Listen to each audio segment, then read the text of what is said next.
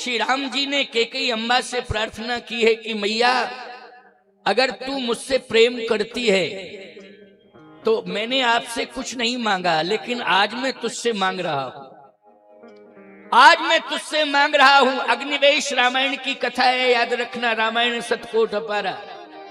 अग्निवेश रामायण में भगवान राम ने कैकेयी अम्बा से मांगा है और ये कहा है कि आपको देना पड़ेगा। कैकेयी अम्बा ने कहा कि राम मेरे पास जो होगा वो मैं दे दूंगी, और जो मेरे पास था वो मैंने दे दिया। कनक भवन था वो दे दिया, कनक भवन था वो दे चुकी हूं मैं, सीता को दे दिया, मनी राम को दे दिया, बात एक है। अब मेरे पास कुछ नहीं है। कहा मैया ये कनक भवन की जरूरत नहीं थी, मुझे जो जरूरत है, आवश्यकता, उसको तुम समझ, और वो तेरे वश में है, तू दे। कैकेयी अम्मा ने कहा मैं समझ नहीं रही हूं, राम बताओ। भगवान राम ने कहा कि मैं अयोध्या पर राज्य करने नहीं आया हूं, मैं सुविधा को लेने के लिए नहीं आया हूं, मैं समाधान करने आया हूं। मेरा लक्ष्य सुविधाओं को लेना नहीं, मैं भाग्य लेके नहीं आया हूं, मैं तो भाग्य विधाता हूं। ये राज्य मिलता है भाग्यवानों को, भाग्य से मिलता है, लेकिन भाग्य को बनाने वाला तो मैं ही हूं। क्यों भाई, भाग्य को बनाने वाला कौन है? परमात्मा है कि नहीं? ये तो भाग्यशालियों को राज्य मिलता है। राजा के घर में वही पैदा होते हैं जो भाग्यशाली होते हैं, राज्य उन्हीं को मिलता है जो भाग्यशाली होते हैं। आज भी वैभव उन्हीं को मिलता है जो भाग्यशाली होते हैं। भगवान राम ने कहा कि मैं तो भाग्य बनाने वाला हूं, ये वैभव मुझे प्रभावित नहीं कर सकता है, क्योंकि ये वैभव मेरे ही द्वारा दिया गया है। अगर मैं दे चुका हूं तो लूं क्या? दिया ही मैंने है। बोलो किसने दिया है? भगवान ने दिया है, विधाता ने दिया है, प्रभु ने दिया है। इसलिए इसके प्रति मेरा कोई आकर्षण नहीं है, लेकिन मैंने एक वचन दिया है, और वो वचन किसको दिया है?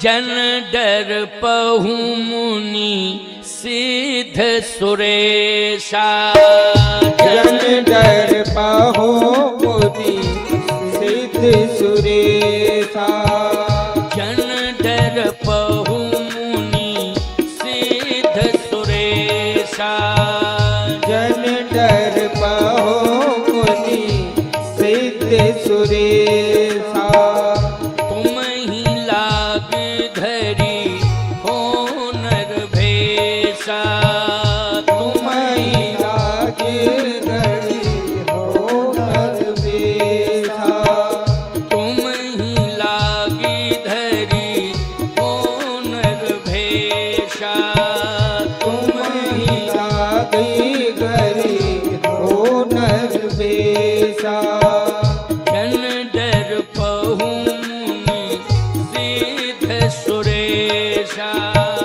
जन डर पहु मुनि सिद्ध सुरेशा, तुम ही लागी धरी हो नर भेषा। सुरेश मानी इंद्र, देवता, देवों का अधिपति इंद्र, और सिद्ध मानी महात्मा, भक्त। आप जैसे भक्त जिज्ञासु जो भगवान का नित्य चरित्र सुनना चाहते हैं, भगवान का नित्य दर्शन करना चाहते हैं, भगवान की भक्ति से ओतप्रोत जीवन आप जैसे भक्तों का है। आप सबके लिए, आपका हित करने के लिए, परित्राणाय साधूनां विनाशाय च दुष्कृताम धर्म संस्थापनार्थाय संभवामि युगे युगे।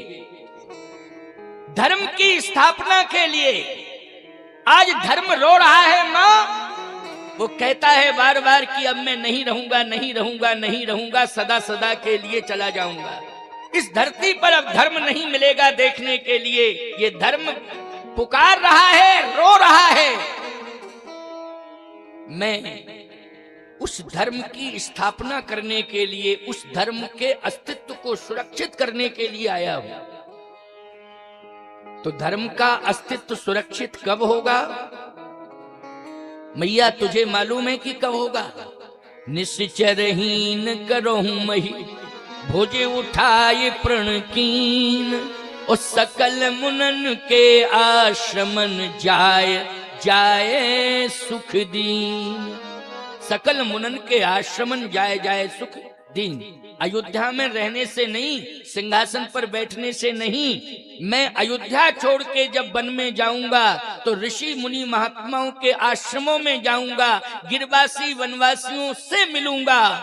और भैया वहां पर ऐसे ऐसे आर्त बैठे हुए हैं, वन में रह रहे हैं, जिनको आप जानते हो कौन है? गीधराज सुन आरत वाणी, रघुकुल तिलक नारी पहचानी। मैं कहता हूं गीध आर्त ही नहीं है, आर्तों की वाणी सुनने वाला भी है।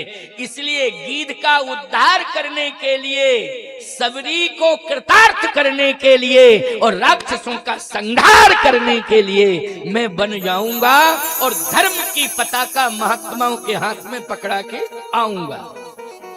धर्म संस्थापनार्थाय संभवामि युगे युगे परित्राणाय साधूनाम। धर्म की पताका संतों के हाथ में पकड़ा के आऊंगा, तब अयोध्या के सिंहासन को स्वीकार करूंगा। आजकल कर्तव्य बाद में करते हैं लोग, अधिकार पहले मांगते हैं, जबकि नियम है कि कर्तव्य पहले करना चाहिए, अधिकार बाद में लेना चाहिए।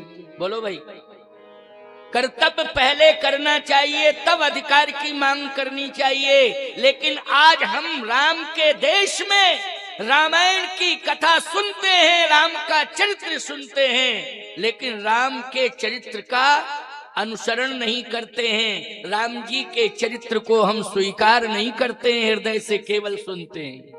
राम का चरित्र आपको ये आदेश दे रहा है, राम का चरित्र आपको संदेश दे रहा है कि पहले कर्तव्य करो, तब बाद में अधिकार की चाह रखो। श्री राम जी ने कहा कि ये सिंहासन बाद में लूंगा, पहले कर्तव्य करूंगा। सकल मुनन के आश्रमन जाए जाए सुख दीन, तब बाद में ये सिंहासन तो मिलता ही रहेगा, इसकी कोई चाहवाई नहीं। कैकेयी ने कहा, राम तो वन में महात्मा रहते हैं, तुम वन में जाओगे? राम जी ने कहा, मैं वन में जाऊंगा, मैं वन में ही जाऊंगा। तो राम, ठीक है, वन में जाओगे तो तुम्हारे साथ में बढ़िया रथ रहेगा, सेना रहेगी, तमाम सुरक्षा के उपाय प्रबंध रहेंगे। भगवान राम ने कहा, मैया नहीं नहीं, रथ नहीं चाहिए। जिस रथ पर राजा बैठ करके चलता है वह रथ राम को नहीं चाहिए, क्योंकि अभी तक रथ पर चलने वाले राजा केवल राज्य को ही संभालते रहे।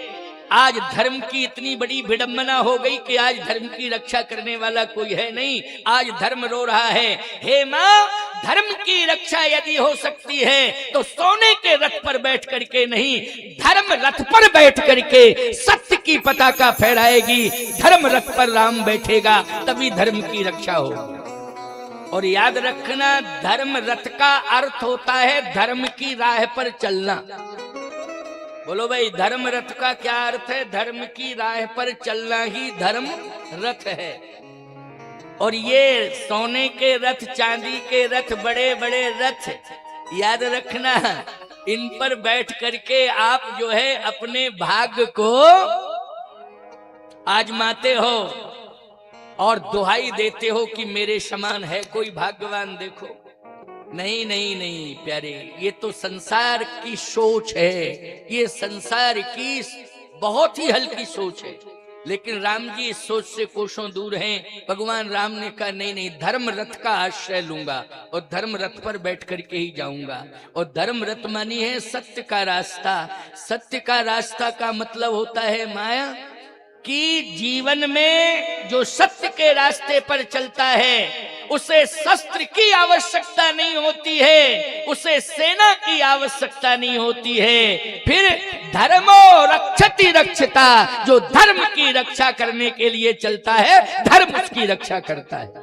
इसलिए मेरे साथ कोई सेना नहीं जाएगी, मेरे साथ में कोई सोने का रथ नहीं जाएगा, मेरे साथ में अयोध्या का कोई शस्त्र नहीं जाएगा। कोई हथियार लेके, लोग कहते हैं धनुष बाण लेकर के तो गए हैं राम जी।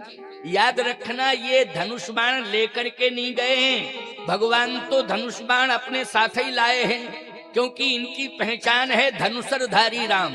बोलो क्या पहचान है? जैसे परशुराम जी का परशु है तो परशुराम, शंकर जी का त्रिशूल है, क्यों भाई, ये पहचान है कि नहीं? ऐसे ही रामा अवतार में पहचान में क्या है? बोलो धनुष बाण। इसलिए धनुषधारी राम कहते हैं। ये दशरथ जी के शस्त्रागार से धनुष बाण राम जी को नहीं मिला है, समझ रहे हो ना? यहाँ तो आप हमेशा एक स्तुति करते हो, क्या कहते हो? लोकाभिरामम रणरंग धीरम राजीव नेत्रम रघुवंश नाथम कारुण्य रूपम करुणाकरंतम श्री रामचंद्रम शरणम प्रपद्ये नीलांबुजश्यामल कोमलांगम सीता समारोपित वाम भागम पाणौ महासायक चारु चापम नमामि रामम रघुवंश नाथम। इसलिए शस्त्रागार का धनुष बाण नहीं है, ये तो भगवान राम की पहचान है, और रामा अवतार में श्री राम जी अपने साथ ही इसे लाए हैं। इसलिए जननी निरखत बार बार कौशल्या अंबा देख रही हैं। किसको देख रही हैं? बाण धनुइया। बाण धनुइया का मतलब है धनुष बाण का चिंतन कर रही हैं। कौन? कौशल्या अंबा। जब राम जी बन गए हैं ना, तो जननी निरखत बाण धनुइया। धनुइया मानी धनुष और बाण। इसलिए भैया ध्यान से सुनना, समझने की कोशिश करना कि भगवान श्री राम ने कहा कि अयोध्या का कोई शस्त्र नहीं, कोई सेना नहीं। कैकेयी अम्बा ने कहा कि इसके लिए तो हमें अपयश लेना पड़ेगा। राम जी ने कहा मैया मैं नहीं चाहता हूं कि आपको अपयश मिले, लेकिन कैकेयी अम्बा ने कहा राम यदि पूरे संसार में तुम्हें यश मिलता है, इसके लिए मैं अपयश ले लूंगी, लेकिन तुम्हें यश प्रदान करूंगी। जाओ राम, जो तुम्हारी इच्छा है वही होगा। तो राम जी ने कहा मैया 14 साल के लिए वनवास भेजना है। इधर सरस्वती जी पूरी अयोध्या में भ्रमण कर रही है, पूरी अयोध्या में घूम रही है सरस्वती। सरस्वती जी ने कहा कि प्रभु मुझे भी तो प्रेरणा दो। भगवान राम ने कहा कि आपके लिए यही मेरा कहना है कि यहाँ एक अम्बा कैकेयी की दासी है, उसका नाम है मंथरा। वो अम्बा कैकेयी की दासी है, वो सेवा में रहती है। अच्छा वो मंद बुद्धि वाली है, इसलिए सरस्वती उसी की बुद्धि में बैठ जाओ और उसको ये सारा सिस्टम बता दो राम वनवास वाला, मेरे वनवास का। सरस्वती ने कहा ठीक है प्रभु आपकी आज्ञा है, आपकी यही रुचि है तो मैं यही करूंगी। तब कछु कीन राम रुख जानी, सरस्वती के लिए चौपाई आई है। तब कछु कीन राम रुख जानी, राम जी का रुख समझ करके सरस्वती जी ने मंथरा की मति को प्रभावित कर दिया। नाम मंथरा मंदमती चेरी के कई केरी, अजस पिटारी ताहि कर गई गिरामती फेर। जैसा प्रभु ने मंथरा को प्रेरणा दिया वैसा ही मंथरा ने किया, क्योंकि सरस्वती को प्रेरणा भगवान राम ने दी और मंथरा की बुद्धि को सरस्वती ने प्रभावित कर दिया। इसमें भगवान राम की रुचि है, श्री राम जी की रुचि है। राम की रुचि के अनुसार ही आज मंथरा कर रही है, सरस्वती कर रही है, कैकेयी अम्बा कर रही है। मंथरा जो है जाती है कैकेयी के पास। जैसे ही कैकेयी को मंथरा ने देखा तो जाकर के रोने लगी। कैकेयी ने कहा क्या बात है, क्यों रो रही है? मंथरा ने कहा कि अभी तक मैं नौकरानी थी, लेकिन अब आप महारानी से नौकरानी बनोगी। मंथरा ने जैसे ही कहा कि नौकरानी, कैकेयी से नौकरानी बनोगी, तो कैकेयी ने कहा तेरी बुद्धि खराब है क्या? मैं महारानी हूं और तू कह रही है कि मैं नौकरानी बनूंगी? कौन मुझे नौकरानी बनाएगा? मंत्रा ने कहा नौकरानी ही नहीं बनोगी, कारागार के अंदर रहोगी। अच्छा, कारागार के अंदर, जेल के अंदर? मंत्रा ने कहा हाँ। कद्रू बिन तहि दीन दुख तुम्हें कौशला दे, कद्रू बिन तहि दीन दुख तुम्हें कौशला दे। ओ भरत बंदी गृह से है लखन राम के ने, तुम्हारा बेटा भरत भी बंदी गृह में रहेगा, तुम्हें भी कारागार बंदी गृह में डाल दिया जाएगा। मां बेटे दोनों ही रहेंगे कारागार के अंदर।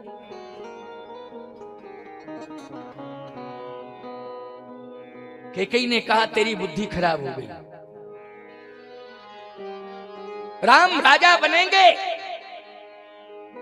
सबसे ज्यादा सम्मान मेरा होगा, मुझे राजमाता वाला सम्मान मिलेगा। मंत्रा तेरी बुद्धि खराब हो गई है, मेरा बेटा राजा बनेगा राम, और मुझे राजमाता वाला सम्मान मिलेगा। राम के अंदर कभी ये दुर्विचार नहीं आ सकता है, राम की मानसिकता में कभी इस प्रकार की सोच नहीं आ सकती है। तू गलत सोच रही है, अगर तूने इस प्रकार की बात दोबारा कही तो मैं तुझे दंडित कर दूंगी और तेरी जबान पकड़ के खींच लूंगी। मंत्रा ने कहा कि ठीक है, जो आपको दंडित करना हो मुझे सो करना, जो दंड देना हो देना, लेकिन मैं जो कह रही हूं वो कह रही हूं, और इस पर विचार कर लो। एक बार नहीं, 2-4 बार मैं इस बात को कहूंगी कि नहीं ऐसा ही होगा, ऐसा ही होगा, ऐसा ही होगा। अब आपको विचार करना हो तो कर लो, और नहीं करना हो तो परिणाम भुगत लो। कैकेयी ने कहा कि बहुत दावेदारी के साथ कह रही है। फिर आंख बंद, कहा राम ने भी मुझसे कुछ कहा था, लेकिन राम ने ये नहीं कहा था कि मैं कारागार में रहूंगी, राम ने ये नहीं कहा था कि भरत बंदी गृह में रहेगा। राम ने तो ये कहा था मैया मैं सिंहासन पर नहीं बैठूंगा, मैं तो 14 साल के लिए बन जाऊंगा। लेकिन ये क्यों कह रही है कि मैं कारागार में रहूंगी, भरत भी कारागार में रहेगा? फिर कैकेयी ने कहा कि मंत्रा ये बता कि मैं करूं क्या? तो मंत्रा बोल पड़ी, तापस वेश विशेष उदासी, 14 बरस राम बनवासी। तपस्वी के वेश में राम बन जाए ये मांग करो महाराज से, और मेरा बेटा भरत राजा बने ये दूसरी मांग करो, और 14 साल के लिए राम बन जाए ये मांग करो। कैकेयी ने कहा यही तो राम ने कहा था, और यही बात मंत्रा बोल रही है। इसका मतलब यह है कि मंत्रा मेरे पक्ष में ही बोल रही है, विपक्ष में नहीं बोल रही है, पक्ष में ही बोल रही है। लेकिन ये बात मेरी समझ में नहीं आ रही थी, इसलिए मैं बार बार डांट रही थी कि ये कह रही थी कारागार में रहना पड़ेगा, कारागार में। एक बात आपको बताएं, कोप भवन का अर्थ क्या होता है? बोलो भाई, कारागार ही होता है कि नहीं होता है? जल्दी बोलो, कोप भवन का क्या अर्थ होता है? कोप भवन का अर्थ ये होता है कि वहां पर रबड़ी मलाई मिलेगी। क्यों भाई? कोप भवन का अर्थ है सजा देने वाला घर, और कारागार का अर्थ क्या है? सजा पाने वाला घर, वही है कारागार। सीधी सी बात यह है कि कोप भवन के अंदर जाना पड़ेगा। बोलो, यही कारागार है कि नहीं? कोप भवन के अंदर जाना, भले ही 1-2 दिन के लिए जाना पड़े, लेकिन सम्मान पर आंच आती है कि नहीं आती है? जल्दी बोलो। 2 दिन के लिए, 1 दिन के लिए, घंटे के लिए भी अगर जेल की सलाखों के अंदर आप हैं तो निश्चित रूप से ये समझ लेना कि सम्मान पर आंच आती है। तो कैकेयी अम्बा को कोप भवन में जाना पड़ा। इसका मतलब यह है कि राम के लिए उन्होंने कोप भवन स्वीकार किया। परंतु सत्यता तो यह है प्यारे कि वो कोप भवन जिसमें कैकेयी जा रही है मंत्रा के कहने से, महाराज दशरथ को भी जाना पड़ा। बोलो जाना पड़ा उसी को भवन में कि नहीं? दशरथ जी को क्यों जाना पड़ा और कैकेयी को क्यों जाना पड़ा? बोले राम के वनवास के कारण कैकेयी को भवन में जाना पड़ा और दशरथ जी को श्रवण कुमार के माता पिता के श्राप के कारण को भवन में जाना पड़ा।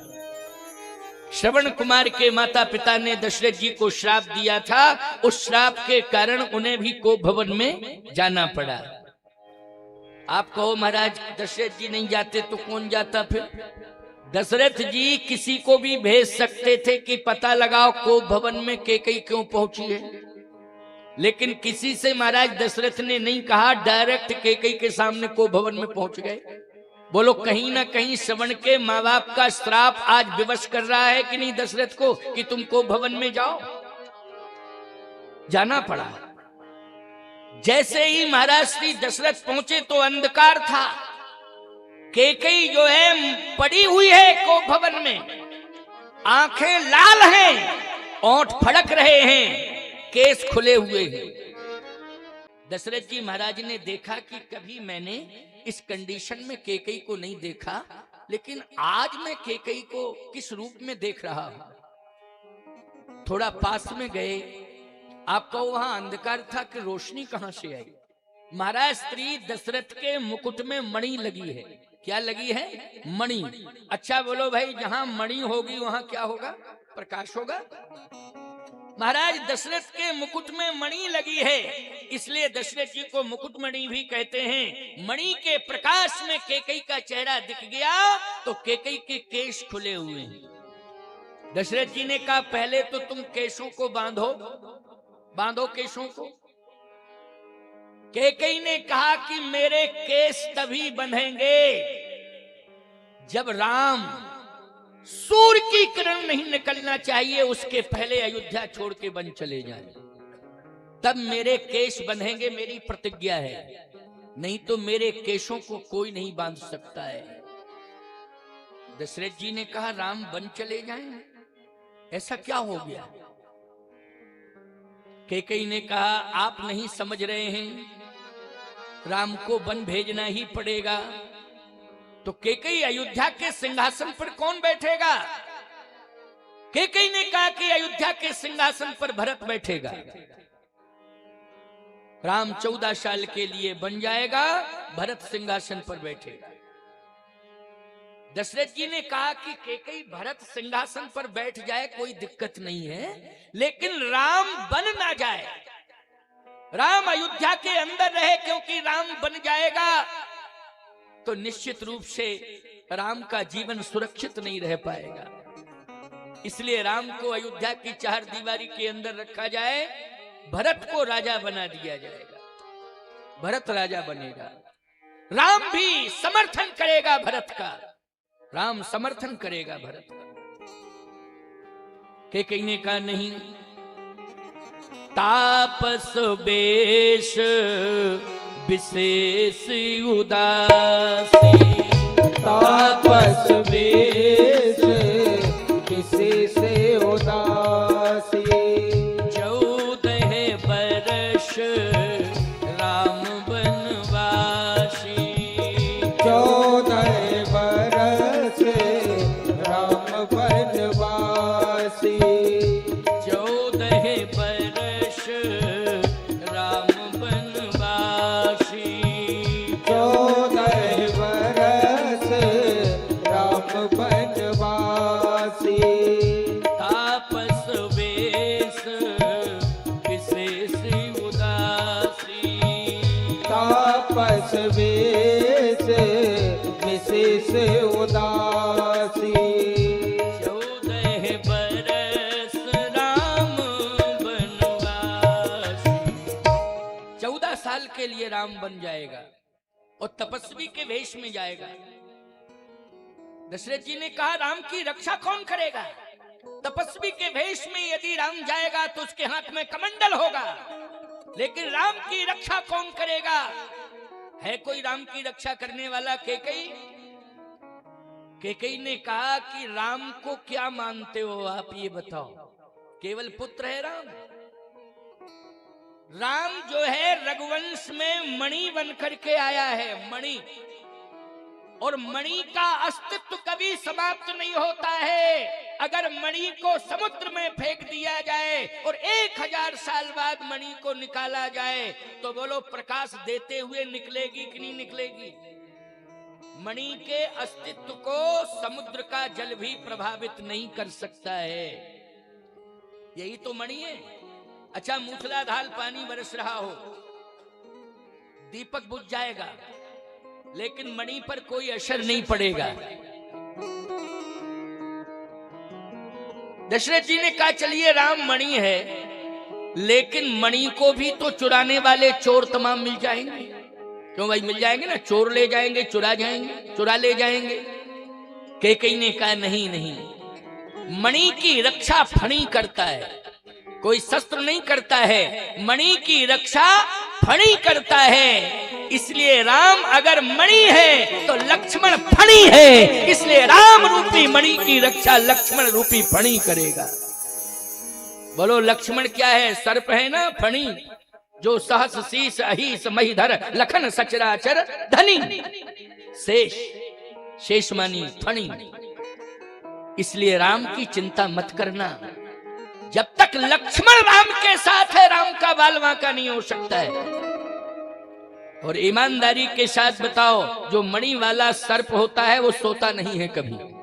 मणि वाला सर्प विशेषता है, मणि वाला सर्प कभी सोता नहीं है, वो सदा मणि के लिए जागता रहता है। ऐसे ही 14 साल बोलो लक्ष्मण सोए हैं क्या? नहीं, लक्ष्मण सोए नहीं, क्योंकि फणी है। किसकी रक्षा कर रहे हैं? मणि की रक्षा कर रहे हैं, इसलिए 14 साल लक्ष्मण नहीं सोए। तो कैकेयी ने कहा कि सोच क्यों रहे हो आप? राम का बाल बांका नहीं होगा। राम की रक्षा करने के लिए राम मणि है तो लक्ष्मण फणी है। दशरथ जी ने कहा अब निश्चित हो गया कि लक्ष्मण जो है जाएगा, लेकिन कैकेयी एक बात बता दूं, लक्ष्मण जाएगा तो भरत क्या अयोध्या में रहेगा? जैसे ही भरत आ जाएगा वो भी अयोध्या छोड़ करके राम के पास जाएगा। कैकेयी ने कहा कि राम के पास जाएगा, लेकिन मैं भरत के साथ जाऊंगी। क्यों? इसलिए कि भरत दीपक है और दीपक को संभालने की जिम्मेदारी मां की होती है। क्यों? दीपक को कौन संभालती है? जल्दी बोलो। मां संभालती है कि नहीं संभालती है? मां संभाली है दीपक को, बुझने नहीं देती है, पूरी निगाह में रखती है दीपक को। कैकेयी ने कहा कि भरत भले जाएगा, लेकिन भरत दीपक है। आपने ही कहा था जानो सदा भरत कुल दीपा, बार बार मुझे कहो महीपा। तो अगर भरत दीपक है तो मैं मां हूं, भरत के साथ जाऊंगी और भरत के अस्तित्व को संभालूंगी।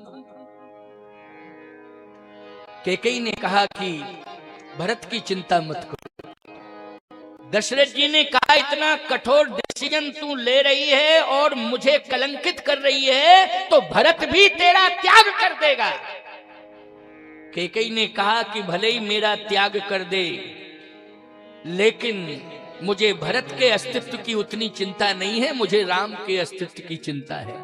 और भरत को मैं वन में नहीं रहने दूंगी, भरत को मैं अयोध्या लाऊंगी।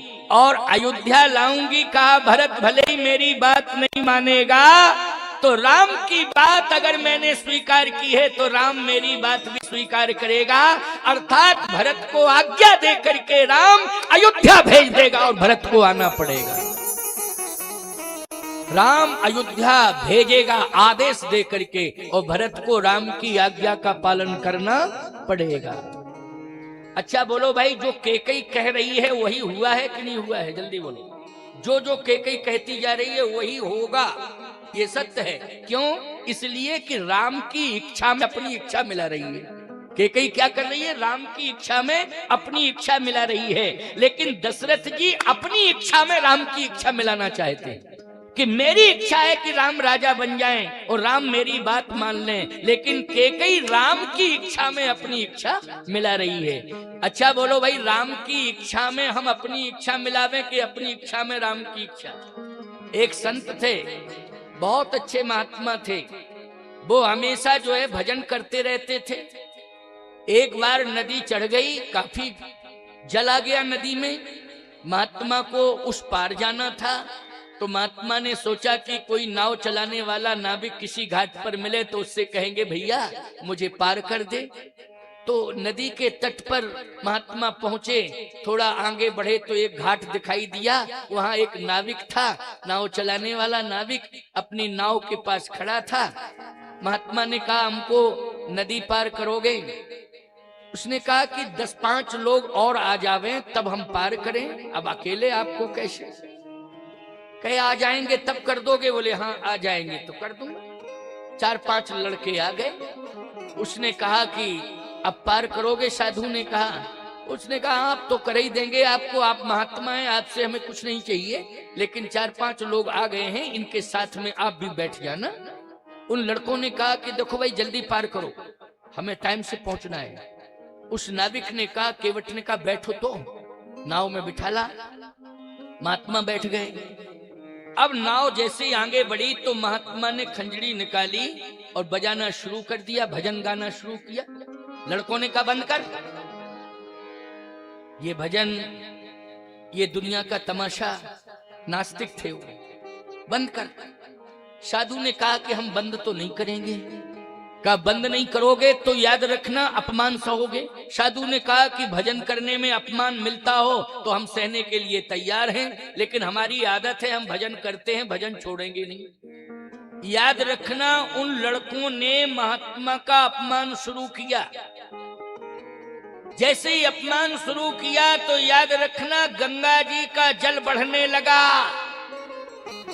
और गंगा जी की लहरें बढ़ने लगी, वो लहरें नाव के अंदर आने लगी और नाव हिलने लगी। लड़कों ने कहा कहीं ना कहीं इस महात्मा ने कोई जंत्र मंत्र फेंक दिया है जिसके कारण नाव प्रभावित हो रही है। तो तुरंत लड़के कहने लगे सुनो महात्मा जी, आप जो है यदि हम लोगों को डुबाना चाहते हो तो आप नहीं बचोगे, आप भी डूबोगे। महात्मा ने कहा नहीं नहीं, जो भगवान पर भरोसा करते हैं वो कभी डूबते नहीं हैं, और भगवान का नाम लेकर के जिस नाव में हम चल रहे हैं निश्चित रूप से इस नाव को राम जी ही पार लगाएंगे। कहा कि नाव में तो पानी भर रहा है, लेकिन कोई उपाय ऐसा करो कि ये नाव में पानी आना बंद हो जावे। महात्मा ने कहा देखो सोचता हूं। कमंडल लिया और नदी का पानी जो है नाव में डालने लगे महात्मा, नदी का पानी नाव में। उन लड़कों ने कहा दिमाग खराब है क्या? वैसे भी तो नदी का पानी नाव में आ रहा है और तू कमंडल से और नदी का पानी नाव में डाल रहा, बुद्धि खराब है क्या? महात्मा ने कहा बुद्धि खराब नहीं है, भगवान की इच्छा में हम अपनी इच्छा मिला रहे हैं। भगवान की इच्छा है कि नदी का पानी नाव में आवे, तो हम भी चाह रहे हैं, ठाकुर जी की ये इच्छा है, हम भी सहयोग कर दें थोड़ा सा, क्योंकि ठाकुर जी की इच्छा है तो उसी में हमारी भी इच्छा है। उन लड़कों ने जब गाली बकना शुरू किया तो याद रखना आकाशवाणी हुई, महात्मा चिंता मत कर, बहुत हो गया अभिमान, अब मैं नाव को पलट रहा हूं, तुझे बचा लूंगा लेकिन नाव को पलट दूंगा।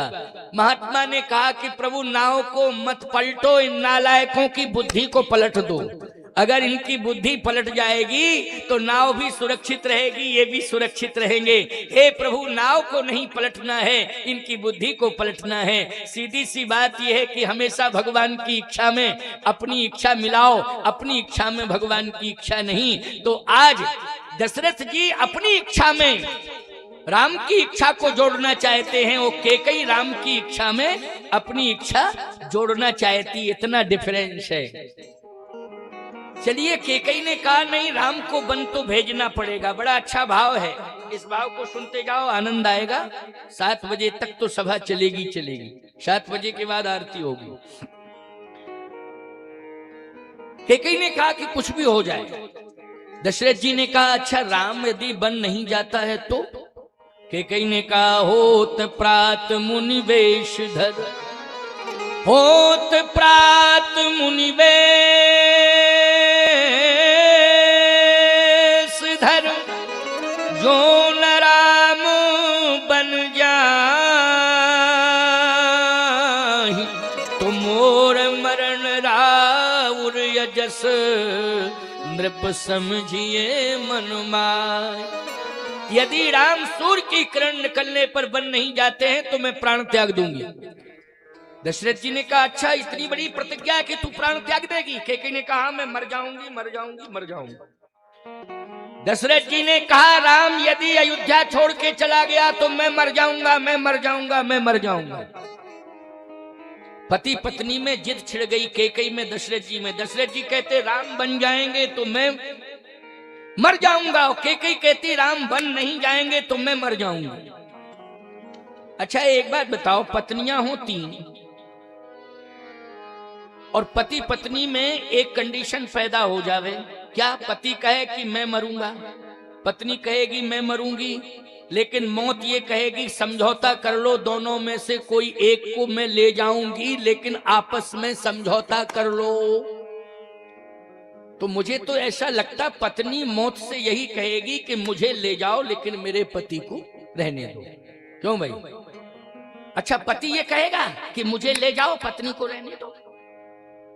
अच्छा एक पत्नी हो अलग बात, जब 3 है तो एक आध चली जाएगी तो क्या दिक्कत है भाई? 3 में से एक आध चली भी जाएगी, पति तो एक ही ना है और पत्नियां 3 हैं, अगर एक चली जाएगी तो 2 तो रह जाएंगी कम से कम।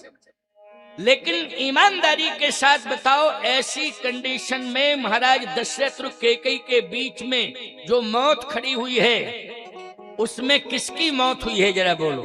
दशरथ जी की मौत। बोलो हुई कि नहीं हुई? जबकि कैकेयी स्पष्ट कह रही है कि राम जी बन नहीं जाएंगे तो मैं प्राण त्याग दूंगी, और दशरथ जी कह रहे राम जी बन जाएंगे तो मैं प्राण त्याग दूंगा। दशरथ जी को मरना पड़ा। तीनों महारानियां हैं, ये वैधव्य ले ली हैं, लेकिन मरना किसे पड़ा? महाराज दशरथ को। मृत्यु का कारण भी मैं बता रहा हूं, उसको भी सुन लो। आज की कथा में ये कारण भी मैं सुना दूंगा अभी। प्यारे, बड़ी विडंबना है आज। पति पत्नी में इतने मतभेद होते जा रहे हैं, उभरते जा रहे हैं, ये कली का प्रभाव बढ़ता जा रहा है। ये पति पत्नी का प्रेम कौन नहीं जानता है, अंतिम श्वास तक निर्वाहित होता है। लेकिन आज विडंबना ये है कि विरोध इतना बढ़ता जा रहा है कि आज अदालत के दरवाजे तक पहुंच गया। बोलो भाई, पति पत्नी का विरोध। आज जज को डिसीजन देना पड़ रहा है, वकील पैसा ले रहे हैं, अदालत के चक्कर काटते फिर रहे हैं पति पत्नी। धन भी जा रहा है, धर्म भी जा रहा है, सम्मान भी जा रहा है। बोलो, सब कुछ जा रहा है ना? धर्म भी जा रहा है, धन भी जा रहा है, सम्मान भी जा रहा है। सोचो जरा, विचार करो, ये जिंदगी कब तक के लिए मिली है? आखिर ये जिंदगी में हमें कहीं ना कहीं ये डिसीजन लेना पड़ेगा कि इस अंतरंग विरोध को समाप्त करना पड़ेगा। ये पति पत्नी का विरोध यदि बढ़ता जाएगा तो निश्चित रूप से हमारा सनातन शर्मिंदित होता जाएगा। और पाश्चात्य कल्चर के लोग यही कहेंगे कि बहुत दुहाइयां दी जाती थी कि सनातन धर्म में पति पत्नी का संबंध एक साधारण संबंध नहीं है, वो एक संस्कार है। क्या है? सामान्य संबंध नहीं, एक संस्कार है। लेकिन मैं चैलेंज के साथ कह रहा हूं, विदेशी सभ्यता में वो संस्कार नहीं है, समझौता है। विदेशी संस्कृति में पति पत्नी ये समझौता है, संस्कार नहीं है। लेकिन भारत में पति पत्नी समझौता नहीं है, ये संस्कार है। इसलिए संस्कार विधि के द्वारा बनाया गया है, ब्रह्मा के द्वारा बनाया गया है। विधि के विधान को चुनौती मत दो। इसलिए प्रेम बना करके चलो, पति पत्नी प्रेम से रहें। मैं आज व्यासपीठ से भगवान से यही प्रार्थना नित्य करूंगा कि हर परिवार में खुशियां हो, पति पत्नी प्रेम से हो, माता पिता का आदर हो, बच्चे जो है अपने से बड़ों का सम्मान करना सीखें। ये मैं भगवान से प्रार्थना करूंगा।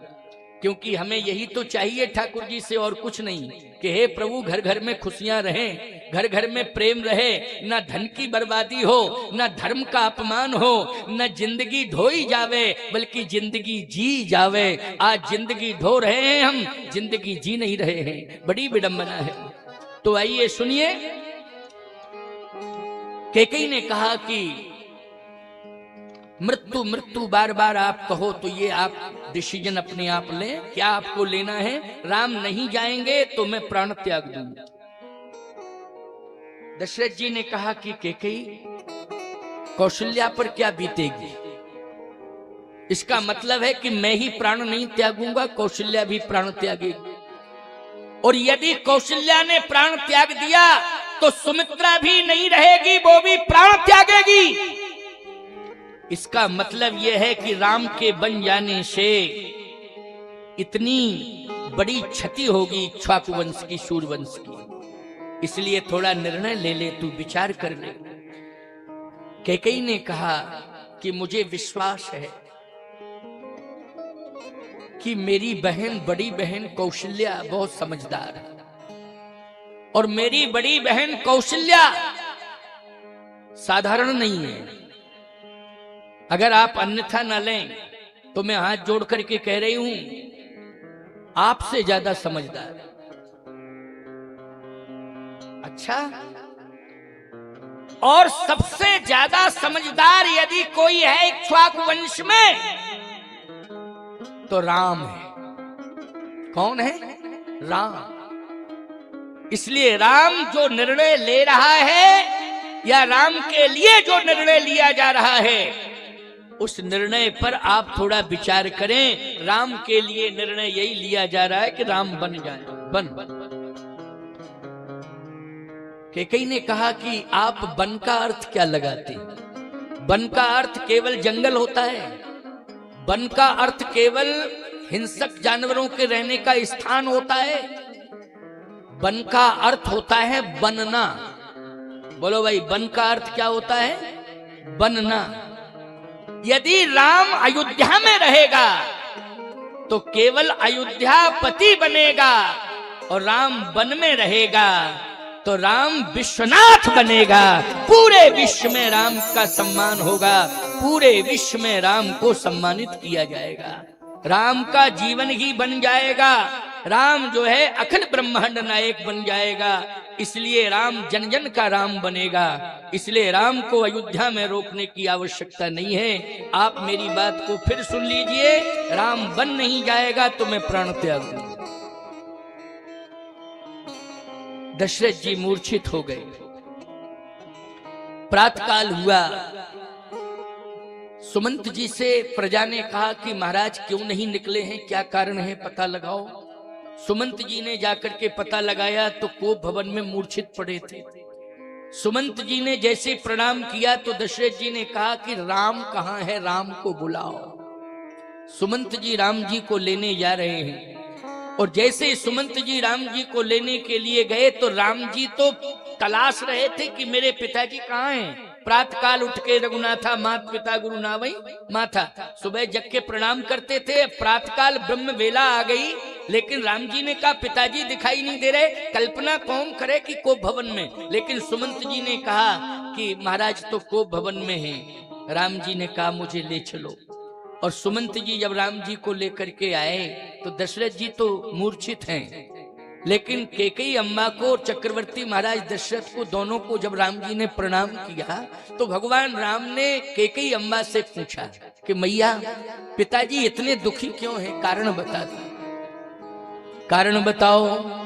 मोहि कहु मात तात दुख कारण, मोहि कहु मात तात दुख कारण, मोहि कहु मातु तात दुख कारण, मोहि कहु मात तात दुख कारण, करिए जतन जहीं होय निवारण, करिए जतन यही होए निवारण,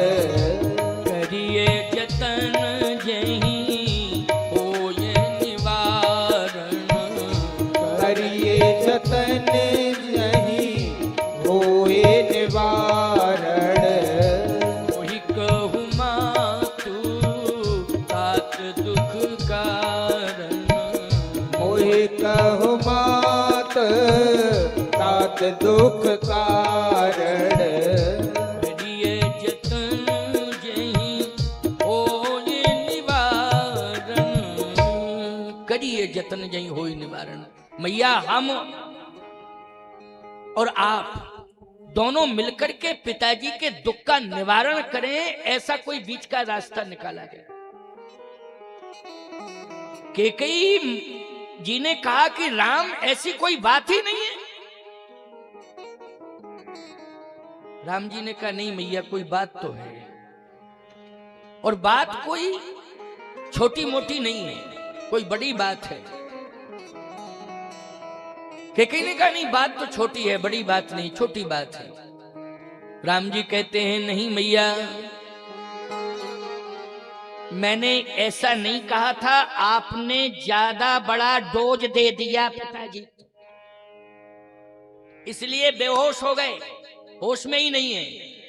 नहीं तो सुरपति वसई बाहुबल जाके, नरपति रहे सकल रुख ताके, लेकिन सो सुन तिये रिस गयऊ सुखाए।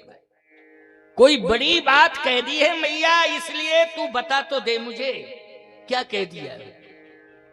कैकेयी ने कहा मैं सत्य कह रही हूं राम, मैंने ज्यादा बड़ी ऐसी कोई बात नहीं कही।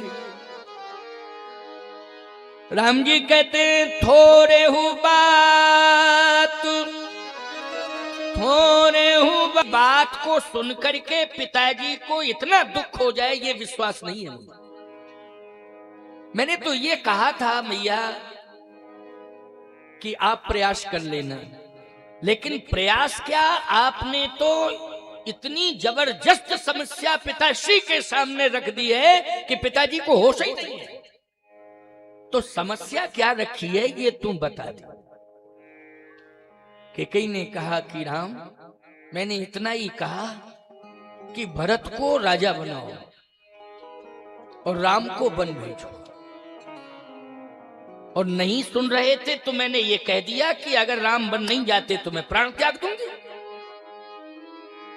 इतनी बात सुनते ही बेहोश हो गए। मैं क्या करूंगा? भगवान राम ने कहा मैं पिताजी को समझाता। प्रभु राम ने जैसे ही भुजाएं पकड़ी अपने पिताश्री की, तो बोलो भाई राम जी जिस पर हाथ रख दें उसमें शक्ति आ जाएगी कि नहीं आ जाएगी?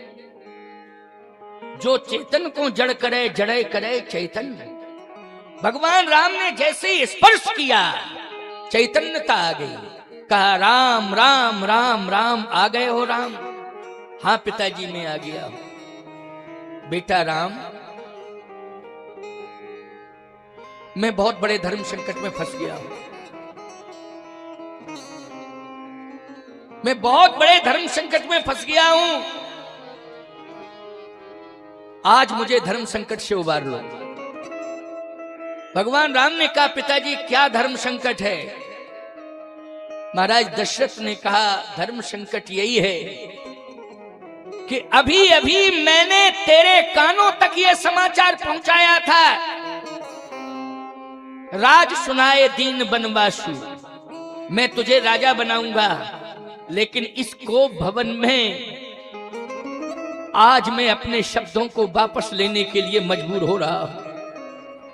ये धर्म संकट है। वचन दिया मैंने तुझे, राज सुनाए दीन बनवासु, कि मैं राम को राजा बनाऊंगा, राम को राजा बनाऊंगा। और मैंने अयोध्या वासियों से भी कह दिया कि काल ही देव राम जुबराजू, कल मैं राम को युवराज पद पर पदस्थ करूंगा। लेकिन आज मेरे सामने ये कंडीशन है कि मैं तुझे राजा नहीं बना पा रहा। अब राम तू बता अयोध्या का राजा कौन बनेगा? राम जी ने कहा भरत प्राण प्रिय पावहि राजू, मेरा भैया भरत मुझे प्राणों से ज्यादा प्यारा है, वो राजा बनेगा। कैकेयी ने कहा मैंने पहले ही कहा था कि नहीं कहा था? जो राम का मन है वही मेरा मन है, जो मेरा मन वही राम का मन। राम की इच्छा में मैं अपनी इच्छा मिला रही थी, और इतनी बात सुन करके आप बेहोश हो गए। मैं बार बार आपको समझा रही थी कि मैं राम की इच्छा में अपनी इच्छा मिला रही हूं। दशरथ जी ने कहा राम भरत राजा बन जाए मुझे कोई दिक्कत नहीं, लेकिन तू बन ना जा। अयोध्या की 4 दीवारी के अंदर तू एक झोपड़ी बना करके रह जा, 14 साल झोपड़ी में गुजार ले, लेकिन मैं अयोध्या की सीमा के बाहर तुझे नहीं भेजना चाहता। भगवान राम ने कहा, पिताश्री आप विद्वान हैं, साधारण नहीं, विचार करो। आपको अयोध्या की सीमा दिखाई दे रही है, लेकिन राम के लिए कोई सीमा नहीं है। बोलो, राम के लिए कोई सीमा नहीं है, और जिसके लिए कोई सीमा नहीं है उसको सीमा में नहीं रखा जा सकता है। बोलो, राम की सीमा है क्या? राम कहां नहीं है? राम की सत्ता सर्वत्र है, राम का अस्तित्व सर्वत्र है। राम को अगर सीमे के अंदर रखा जाएगा, राम को सीमा के अंदर रखा जाएगा, 4 दीवारी के अंदर रखा जाएगा, तो निश्चित रूप से राम के अस्तित्व पर प्रश्न चिन्ह लग जाएगा।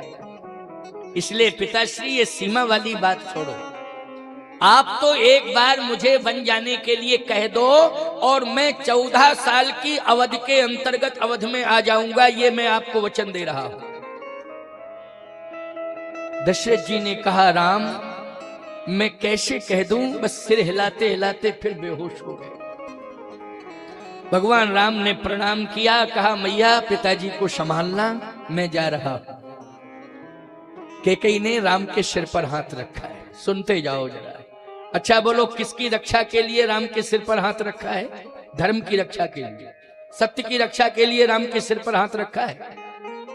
पति बेहोश पड़ा हुआ है, लेकिन पति भले ही चला जाए लेकिन धर्म नहीं जाना चाहिए, धर्म नहीं जाना चाहिए, पति भले ही चला जाए। देश का सैनिक क्या कहता है? ये जीवन चला जाए लेकिन देश का अस्तित्व न जाने पावे। बोलो भाई, ये देश का सैनिक क्या कहता है कि ये शरीर चला जाए लेकिन जब तक जिंदा रहूंगा देश का अस्तित्व समाप्त नहीं होने दूंगा। तमन्ना है बस यही दिल में, साधना शेष रहना चाहिए, हम रहे या ना रहे मेरा देश रहना चाहिए। देश महत्वपूर्ण है, ये जीवन उतना महत्वपूर्ण नहीं है। हमारा जीवन चला जाए लेकिन देश का अस्तित्व नहीं जाना चाहिए। इसलिए सैनिक पीछे नहीं हटता है, दुश्मन की गोली खाने के लिए तैयार हो जाता है, लेकिन जब तक जिंदा है वो कहता है कि देश की सीमा के अंदर नहीं घुसने देंगे तुमको। याद रखना, कैकेयी यही तो कह रही है। क्या कोई पत्नी ये कहेगी अपने पति से कि दुश्मन की गोली आए तो पीछे हट जाना और नौकरी छोड़ के घर चले आना? मैं तो नहीं मानता हूं। वो भगवान से प्रार्थना करती रहेगी कि मेरे सिंदूर की रक्षा करना, लेकिन पति से ये नहीं कहेगी कि तुम पीछे हट जाना, तुम घर आ जाना, नौकरी छोड़ देना। नहीं नहीं नहीं नहीं। धन्य है देवियों, तुम्हारा बहुत बड़ा योगदान है। अगर किसी मां का बेटा देश की रक्षा में लगा है, किसी पत्नी का पति देश की रक्षा में लगा है, मैं उस कुल की कुलवती नारी को, उस घर की मां को अपने संपूर्ण जीवन का भजन समर्पित करता हूं कि तुम अपने बच्चों को देश की सेवा में भेज रही हो। हमारा भजन, संतों का भजन तुम्हारे परिवार को सुरक्षित रखेगा, तुम्हारे जीवन को, तुम्हारे बच्चों के जीवन को सुरक्षित रखेगा। संसार से एक दिन सबको जाना पड़ता है। आया है सो जाएगा राजा रंक फकीर। फकीर भी जाता है, राजा भी जाता है, गरीब भी जाता है, मजदूर भी जाता है। जाना पड़ता है कि नहीं जाना पड़ता है? लेकिन कर्तव्य का पालन करके जाना चाहिए, कर्तव्य का पालन करके जाना चाहिए। कर्तव्य से कभी विमुख नहीं होना चाहिए, कर्तव्य से कभी पीछे नहीं हटना चाहिए। इसलिए कर्तव्य बोध की शिक्षा आज मैं व्यासपीठ से आपको दे रहा हूं। भगवान राम ने कहा कि मेरा कर्तव्य है सकल मुनन के आश्रमन जाए जाए, सुखदीन। हे मैया, पिताजी को समझाना, पिताजी को संभालना। पिताजी भावुक हो गए हैं, इसलिए भावुकता में संतुलन बिगड़ गया है, लेकिन मेरी हाथ जोड़ करके प्रार्थना है आप संभालना। और प्रणाम किया भगवान राम ने माता पिता को कोप भवन में। कैकेयी ने राम के सिर पर हाथ रख दिया, हाथ रख दिया राम के सिर पर। जाओ राम, आशीर्वाद है, ये दुआ है। कहा कि राम, मेरा आशीर्वाद लेकर के तो जा ही रहे हो, लेकिन जिस मां ने जन्म दिया है उस मां का भी आशीर्वाद लेना, यह धर्म कहता है। बोलो, कहता है कि नहीं कहता है? धर्म कहता है। जाओ राम। राम जी सीधे कोप भवन से निकले, कौशल्या मां के भवन में प्रवेश कर गए। ये रामायण की कथा है। किसके भवन में प्रवेश किया है? कौशल्या मां के भवन में प्रवेश किया है। सुनती जाना माताओं, कर्तव्य बोध, कौशल्या बनना पड़ेगा आपको। बच्चों को कब तक तुम भवन के अंदर रखोगी, कब तक तुम पालने में झुलाती रहोगी, कब तक तुम मकान को तिजोरी बना करके बच्चों को अंदर रखोगी। एक दिन बच्चों को देश की रक्षा के लिए, धर्म की रक्षा के लिए निकलना ही पड़ेगा, जाना ही पड़ेगा। भारत माता पुकार रही है, भारत माता याद कर रही है, इसलिए कौशल्या बन करके आशीर्वाद दो। कौशल्या मां, धर्म बुला रहा है, पुकार रहा है, धर्म राम को याद कर रहा है, धरती राम को याद कर रही है, संत राम को याद कर रहे हैं, यज्ञ राम को याद कर रहा है। राम को जाना ही पड़ेगा, अयोध्या को छोड़ के कौशल्या बनना पड़ेगा। जैसे ही कौशल्या के भवन में श्री राम जी ने प्रवेश किया, कौशल्या मां बैठी है, भगवान प्रणाम कर रहे हैं। कहा, मैया आशीर्वाद दे। आशीर्वाद है बेटा, लेकिन शब्द कुछ आज ऐसे कहे हैं कौशल्या अम्बा ने जो नित्य नहीं कहती थी राम से, जो आज कह रही है। क्या कहा है? रामायण की चौपाई सुनो। तात जाहू बल, तात जामू बल बेग नहाऊ, तात जाओ बल बेग नहाओ, तात जाऊं बल बेग नहाऊं, तात जाओ बल बेग नहाओ, जो मन भाई मधुर कछु खाऊं, सो मन भाए मधुर कछु खाओ, जो मन भाई मधुर कछु खाऊं, जो मन भाए मधुर कछु खाओ, तात जाऊं बल बेग नहाऊं, तात जाओ बल बेग नहाओ, तात जाऊं बल बेग नहाऊं, तात जाओ बल बेग नहाओ, जो मन भाए मधुर कछु खाऊं, जो मन भाए मधुर कछु खाओ, जो मन भाए मधुर कछु खाऊं। बेटा जाओ स्नान करो। और कुछ मधुर का अर्थ होता है फल, और मधुर का अर्थ होता है गाय माता का दूध। देखो, गाय माता के दूध में शर्करा नहीं डालनी पड़ती है, शक्कर मीठा होता है। वो जो वेद रक्षणा गाय है ना, उसका दूध जो है इतना मीठा होता है, लेकिन होना चाहिए देशी गाय, स्वदेशी वेद लक्षणा। इसलिए जाओ बेटा, दूध ले लेना अथवा कोई फल ले लेना। आज मैया ने ये बात क्यों कही? इसलिए कही है कि मैया को मालूम है कि अभिषेक होने जा रहा है, राज्याभिषेक, और राज्याभिषेक की परंपरा में कई घंटे लगते हैं। मेरा राम जब अभिषेक में बैठ जाएगा तो उसे मौका ही नहीं मिलेगा। इसलिए मेरी आज्ञा है बेटा, इस अनुष्ठान पर बैठने के पहले तू कुछ गाय का दूध अथवा फल ले लेना। राम जी ने कहा मैया मैं अयोध्या का जल भी नहीं लूंगा। क्यों, क्या बात, तुम फल की बात कर रही है, मैं जल भी नहीं लूंगा। क्यों नहीं लोगे, क्या बात है, बात बताओ। इसलिए कि मैं संकल्प ले चुका हूं और इक्ष्वाकु वंश के सम्राट ने आज कहीं ना कहीं वंश की परंपरा में बंद करके मुझे आज परंपरा के अनुपालन के लिए विवश कर दिया है। सूर्य की किरण नहीं निकलनी चाहिए, इसके पहले राम को अयोध्या छोड़नी चाहिए। और सूर्य की किरण न निकले इसके पहले याद रखना कुछ भी नहीं लिया जाता है। बोलो भाई, सूर्य की किरण निकलने पर ही आप फल लीजिए, सूर्य की किरण निकलने पर ही आप दूध लीजिए या कोई भी पेय पदार्थ, समझ रहे हो कि नहीं। लेकिन सूर्य की किरण नहीं निकली है इसके पहले ना दूध लेना चाहिए ना ही फल लेना चाहिए।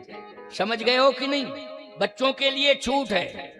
छोटा सा शिशु 10 बार रोता है तो माँ बोलो 10 बार दूध पिलाती है कि नहीं पिलाती है। लेकिन राम 27 वर्ष के हो चुके हैं, तो 27 वर्ष के युवानों तुम आज शिक्षा ले लो कि जब तक सूर्य की किरण न निकल पावे इसके पहले तुम्हें कोई पेय पदार्थ नहीं लेना चाहिए। लेकिन आज बेटी, क्यों भाई बेटी, सुबह सुबह क्योंकि टी चाहिए, बेड पर ही चाहिए।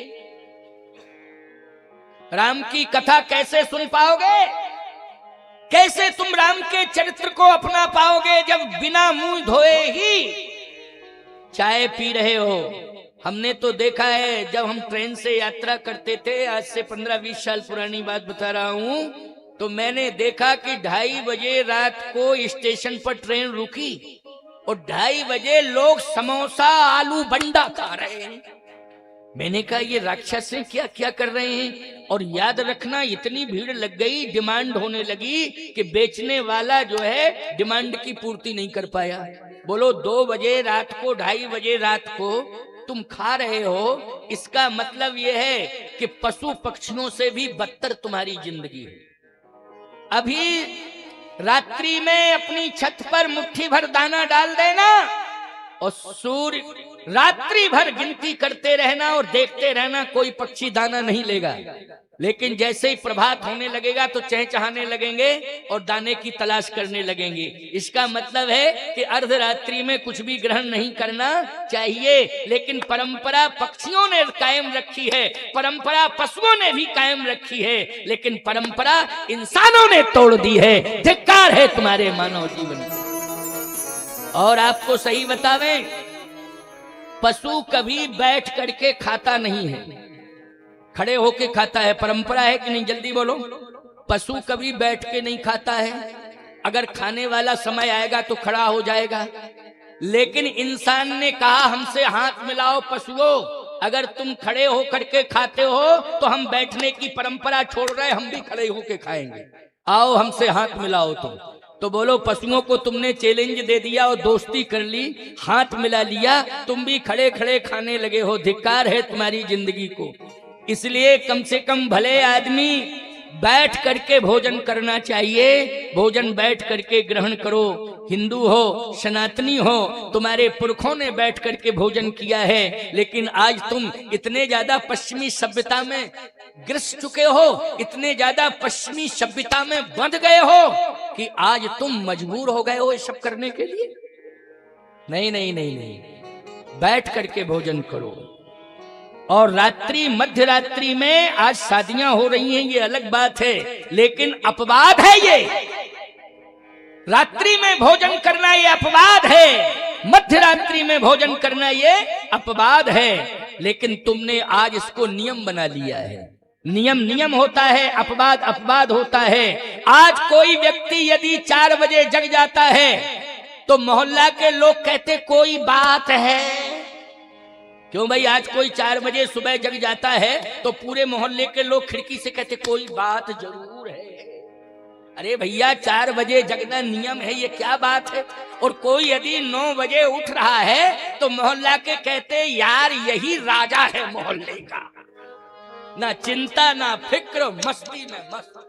और कुछ भी पीने का विधान नहीं है। क्या पिया जा सकता है? केवल जल पिया जा सकता है। दूध पीना हो, चाय पीना हो, नाश्ता करना हो, सूर्य की किरण निकलने के बाद ही आप ले सकते हो। मानो ना मानो ये तुम्हारी मर्जी है। भगवान राम ने कहा मैया मैं सूर्य की किरण निकल जाएगी तो अनर्थ हो जाएगा। क्या हो जाएगा? मैया प्राण त्याग देगी कैकेयी मैया। अच्छा क्यों? कह चुकी है वो। इसलिए मैया मुझे जाने दे। तू कहां जा रहा है? वन। वन कौन भेज रहा है? पिताजी। कौशल्या जी ने कहा रुक जाओ। जो केवल पितु आय सुताता, तो जन जाहु जान बड़ी माता। अगर केवल पिताजी की आज्ञा है तो मैं कह रही हूं मत जाओ, मत जाओ। राम जी ने कहा कि मैया कह रही मत जाओ मत जाओ, लेकिन कैकेयी मैया ने कहा था कि मां से आदेश लेकर के जाना, जिसने जन्म दिया है उसे प्रणाम करके उसका आशीर्वाद लेके जाना। लेकिन यहां तो समझ में नहीं आ रहा है कि मैया ने तो ऐसा आदेश दे दिया है कि तो जन जाओ जान बड़ी माता। मां की आज्ञा बड़ी होती है, इसलिए मत जा, मत जा। भगवान राम ने कहा कि अगर मां ने आज्ञा दी हो तो पिताजी के साथ। तो कौशल्या अम्मा ने ये नहीं कहा कि मां तो मैं हूं। कौन है मां? मां तो मैं हूं।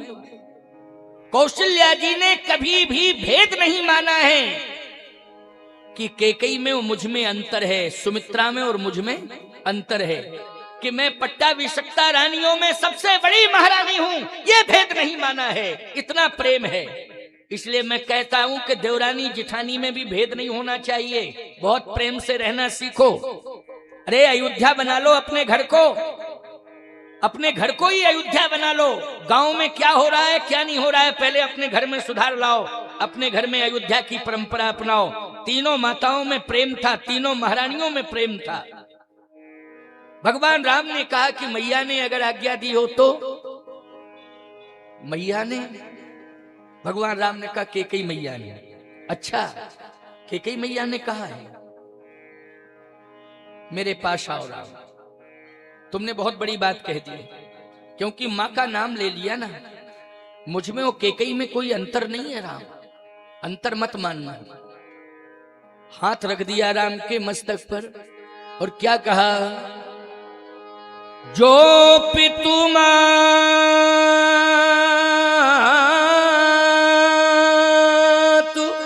ये कौशल्या मां कह रही है, जो पितु मातु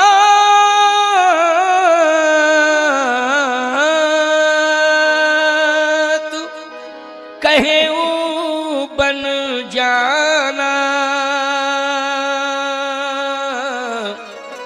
तो कानन सत्यवध समान। यदि पिता के साथ मां ने आज्ञा दी है राम, तो मेरा आशीर्वाद है कि जाओ वन में, जहां भी वन में रहोगे तुम, मेरा आशीर्वाद है कि 100 गुना सुख तुम्हें मिलेगा। अयोध्या से 100 गुना सुख तुम्हें वन में मिलेगा। जाओ, मेरा आशीर्वाद। बोलो भाई, कैकेयी का विरोध कर दिया है कि समर्थन कर दिया है? बोलो भाई, समर्थन कर दिया कि नहीं? अब आप आगे की बात सुनिए। मोह सकल व्याधन कर मूला, ये मोह जो है व्याधियों का मूल बन जाता है। कौशल्या अम्बा के जीवन में भी मोह आया, और जैसे ही राम को आशीर्वाद दे करके भेजा तो मोह ने कहा कि रोको रोको रोको। कौशल्या अम्बा ने तुरंत कहा रुक जाओ राम, रुक जाओ रुक जाओ रुक जाओ। अब राम जी रुक गए। मैया कोई बात है क्या? बेटा, अंदर से ये आवाज आ रही है कि रोको रोको रोको, इसलिए मैं रोक रही हूं। राम जी ने कहा मैया विलंब हो जाएगा तो सब गड़बड़ हो जाएगा। आप क्यों रोक रही हैं? राखहु सुतहि करहु अनुरोधु। मोह कह रहा है रोको रोको रोको। राखहु सुतहि करहु अनुरोधु। अंदर से आवाज आ रही है कि राम को रोको रोको। ये मोह बोल रहा था कि रोको। राम जी ने कहा मैया अगर मोह को तू महत्व देगी तो धर्म चला जाएगा। अगर मोह को महत्व देगी तो धर्म चला जाएगा। जिस कुल की आप कुलवधू हैं, उसमें मोह को महत्व नहीं दिया गया, उसमें धर्म को महत्व दिया गया है। इसलिए धर्म पर तू विचार कर। धर्म स्नेह उभय मति घेरी, ओ भई गति सांप छछूंदर केरी। धर्म स्नेह उभय मति घेरी। धर्म और स्नेह।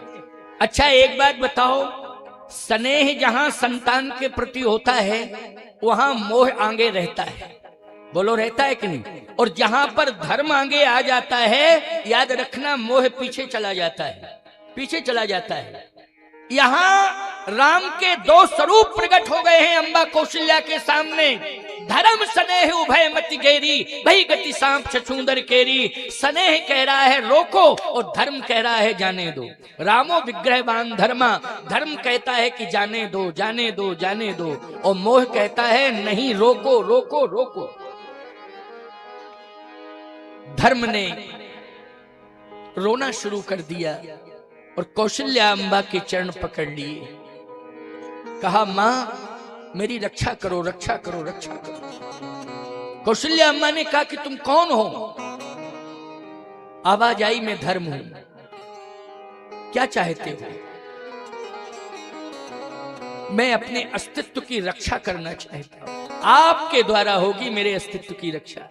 यदि राम बन जाएंगे तो धर्म की रक्षा हो जाएगी, और यदि राम अयोध्या में रहेंगे तो धर्म सदा सदा के लिए धरती से चला जाएगा। कौशल्या अम्बा ने कहा कि मैं उस कुल की कुलवधू हूं जिसमें मोह को महत्व नहीं दिया है, धर्म को महत्व दिया है। इसलिए कौशल्या अम्बा ने फिर राम के सिर पर हाथ रखा कि राम जाओ, और जब तक धर्म की रक्षा ना हो जाए तब तक वापस अयोध्या मत आना, ये मेरा आदेश है। धर्म की रक्षा होनी चाहिए। धर्म संस्थापनार्थाय संभवामि युगे युगे। और राम को आशीर्वाद दे करके भेज दिया। राम जी बन जा रहे हैं। अब एक बात और सुन लो, अंतिम बात है, इसके बाद विश्राम कर दूंगा। कोई बात नहीं है, 7:15 बज गया है। आज वैसे मैं विलंबित हुआ मंच पर, और विलंब से आया। क्यों आया? 15-20 मिनट विलंबित हुआ, लेकिन मैंने 15-20 मिनट ज्यादा कह भी दिया। 7:15 बज रहे हैं कि नहीं? लेकिन 15 मिनट और सुनो, इसके बाद आरती होगी। ये जाना फाना घर द्वार लगा रहता है, ज्यादा चिंता नहीं करनी चाहिए, समझ? अच्छा एक बात बताओ, तुम लोग तो बैठे हो और हम बोल रहे हैं। अच्छा आनंद से मिल रहा है? जल्दी बोलो। आनंद तो तुम्हें मिल रहा है, तभी तो तुम बैठे हो कि नहीं? आनंद मिल रहा है। अच्छा हम बोल रहे हैं, आपको भी आनंद मिल रहा होगा। का रस जो पीता है उससे आनंद मिलता है कि गन्ने को आनंद मिलता है? ये बताओ। जो गन्ने का रस पीता है उसे आनंद मिलता है कि गन्ने को? क्योंकि गन्ने से रस निकलता है, पेड़ा जाता है उसे, तब उसमें रस निकलता है, तब पीने वाले को आनंद मिलता है। लेकिन गन्ने से पूछो उसे कैसा लगता है, हैं? अच्छा पेरने वाले भी बड़े विचित्र होते हैं, एक ही बार में नहीं मानते, ऐसे डालेंगे मशीन में, फिर दोहरा करके फिर ठहरा, उसमें कुछ रहने ही नहीं देंगे, है ना? इसलिए प्यारे कोई बात नहीं है, तुम संतुष्ट रहो। हम तो तुम्हें प्रसन्न करना चाहते हैं कि कथा तुम्हारे अंदर प्रवेश कर जावे और कथा पर तुम्हारा जीवन आधारित हो जावे, और कथा पर ही तुम चलो, कथा के अनुसार चलो। बस हमारा बोलना सफल हो जाएगा, हमारी मेहनत सफल हो जाएगी। ये तो मेरा प्रयास है। आइए सुनिए अंतिम भाव 10 मिनट का, बस 10 मिनट बाद आरती कराऊंगा। कौशल्या अम्बा ने आशीर्वाद दे दिया, लेकिन मैंने आपको बताया था नहीं, मणि जहां होगी वहीं फणी, और जहां फणी वहीं मणि, जहां मणि वहीं फणी। तो फणी कौन है? लक्ष्मण है ना फणी। तो ईमानदारी के साथ बताओ, लक्ष्मण जी को किसी ने बुलाया नहीं था, लेकिन जहां मणि वहीं फणी। समाचार जब लक्ष्मण पाए, व्याकुल विलख वदन उठ धाये। तुरंत ही लक्ष्मण यानी फणी दौड़ा हुआ चला आया, कहा भैया भैया भैया भैया मैं आपके साथ चलूंगा। यानी फणी जो है मणि के बिना रह नहीं सकता। मैं जहां जहां आप रहेंगे मैं वहीं रहूंगा, मैं अयोध्या में नहीं रहूंगा। भगवान ने कहा कि लक्ष्मण, मैया ने जो बात कही है, कौशल्या मैया ने, वो बहुत गंभीर होकर के कह दी और मुझे जो है आशीर्वाद देकर भेज दिया। लेकिन तेरी मैया, आखिर मैं उसका, वैसे मैं उसका सम्मान करता हूं, लेकिन तेरी मैया इतनी भावुक है कि अगर मैं तेरी मैया के पास गया तो मैं बंधन में बंध जाऊंगा। इसलिए लक्ष्मण तू समाधान कर दे। लक्ष्मण जी ने कहा समाधान क्या? कहा मैया के पास जा और मेरे वनवास का समाचार सुना, और फिर वो कहती क्या है ये आके मुझे सुना। कम से कम मैं समझ तो लूं कि क्या चाह रही है। लेकिन मैं डायरेक्ट अभी जाऊंगा तो राम मां के शब्दों की मर्यादा का उल्लंघन नहीं करेगा। यह है राम, मां के शब्दों की मर्यादा का उल्लंघन नहीं करेगा। इसलिए जाओ लक्ष्मण, मां की मर्यादा रखनी है, तुम प्रणाम करना और मेरे वन का समाचार सुनाना, और मां क्या आज्ञा देती है वो मुझे सुनाना। लक्ष्मण जी ने कहा भैया मुझे तो जो भी आज्ञा देगी वो देगी, लेकिन मैं तो आऊंगा। कहा नहीं नहीं मुझे विश्वास है, ऐसा नहीं कि मां की मर्यादा का उल्लंघन हो, लेकिन मुझे विश्वास है, जाओ जल्दी। लक्ष्मण जी मां के पास पहुंचे, सुमित्रा मां के पास। भगवान इंतजार कर रहे हैं कि रिपोर्ट क्या मिलती है। समझ रहे हो नहीं, क्या रिपोर्ट मिलती है? क्योंकि अगर माता सुमित्रा के पास जाते और कहीं बातचीत लंबी खिंच जाती तो सूर्य की किरण निकल जाती। बोलो भाई, क्योंकि जो समय बचा था वो कौशल्या अम्मा ने ले लिया। बोलो ले लिया कि नहीं? जो समय बचा था वो कौशल्या अम्मा ने ले लिया। वो कैकेयी की प्रतिज्ञा है कि सूर्य की किरण निकलेगी, अगर राम अयोध्या नहीं छोड़ेगा, सूर्य की किरण निकल जाएगी तो मैं प्राण त्याग दूंगी। अब राम जी ने सोचा कि समय जो बचा था वो कौशल्या अम्बा के पास चला गया, अब सूर्य की किरण निकलने वाली है, लक्ष्मण को भेजूं। यदि लक्ष्मण समय से आ गया तब तो ठीक, नहीं तो अयोध्या की सीमा के बाहर तो हो ही जाऊंगा कम से कम। क्यों भाई? लक्ष्मण पीछे चला आएगा तो चला आएगा। क्यों भाई? लक्ष्मण अगर घंटे 2 घंटे बाद भी चला आएगा तो कोई बात नहीं, लेकिन मैं तो सीमा के बाहर हो जाऊंगा। सूर्य की किरण नहीं निकल पाएगी, मैं अयोध्या की सीमा के बाहर हो जाऊंगा। लक्ष्मण पीछे 2-4 घंटे बाद भी आ जाएगा तो कोई फर्क पड़ने वाला नहीं है, लेकिन मैं यदि अयोध्या की सीमा में रहा और सूर्य की किरण निकल गई तो निश्चित रूप से बहुत बड़ा अनर्थ हो जाएगा। इसलिए लक्ष्मण जल्दी जाओ और समाचार मुझे जरूर देना। भगवान ने कहा सूर्य की ओर देखा, कहा कि सूर्य हम तुम्हारी गति को रोकेंगे नहीं, क्योंकि सूर्य की गति को रोकना भी ये मर्यादा नहीं है। और राम जी क्या है? जल्दी बोलो, मर्यादा पुरुषोत्तम। बोलो है कि नहीं? मर्यादा पुरुषोत्तम। लेकिन सूर्य की गति को रोकना ये मर्यादा नहीं है। इसलिए राम जी ने कहा नहीं, सूर्य की गति को कौन रोकता है? जब ग्रहण पड़ता है तब रोका जाता है। ये मर्यादाहीन व्यक्ति ही तो रोकते हैं, सूर्य की गति को परेशान करते हैं। राम जी ने कहा नहीं नहीं, मैं नहीं रोकूंगा, आप समय से निकलना। लेकिन इंतजार कर रहे हैं। लक्ष्मण जी गए और जैसे ही पहुंचे, बड़ा सुंदर भाव है। पूछे उमा तू जाय जननी पगनाये उमा था, मन रघुनंदन जान की साथा। पूछे उमा तू मलिन मन देखी, लखन कही सब कथा विशेखी। जैसे ही लक्ष्मण को उदास देखा तो सुमित्रा माता ने कहा कि उदास क्यों है तू? बोल।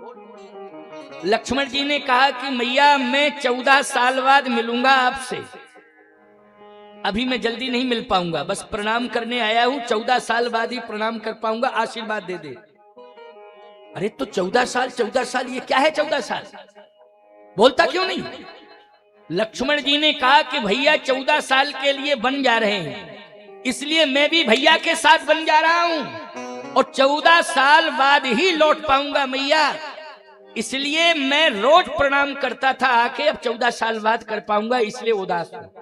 रोज प्रणाम करता था लेकिन अब 14 साल बाद कर पाऊंगा, रोज नहीं कर पाऊंगा इसलिए मुझे कष्ट हो रहा है। लेकिन तू जल्दी मुझे आशीर्वाद दे दे और जल्दी मुझे वन भेजने की आज्ञा दे दे। सुमित्रा अम्बा ने कहा, बेटा राम बन जा रहा है इसके बारे में मैं कुछ भी नहीं कहूंगी, लेकिन तेरा भाग्य सौभाग्य में बदल रहा है इसके बारे में मैं तुझे आशीर्वाद जरूर दूंगी। देखिए कितनी बड़ी बात है। मैया कह रही है कि राम बन जा रहा है, किन कारणों से जा रहा है राम बन, इसमें मैं टिप्पणी नहीं करूंगी। और यदि राम के बन जाने का कारण कोई मुझसे पूछेगा तो मैं उस कारण से लक्ष्मण तुझे जोड़ूंगी। मैं कैकेयी को दोष नहीं दूंगी, मैं अपने पति को दोष नहीं दूंगी, राम के बन के कारण से मैं तुझे जोड़ दूंगी। लक्ष्मण जी ने कहा, अटपटी बात मेरी समझ में बिल्कुल नहीं आ रही है, तू कहना क्या चाहती है?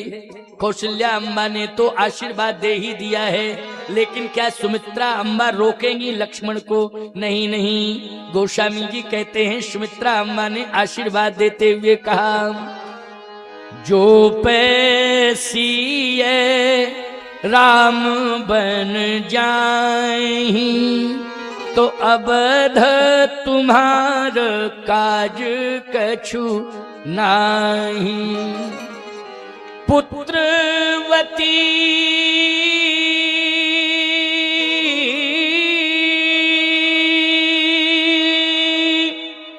जुवती जग सोई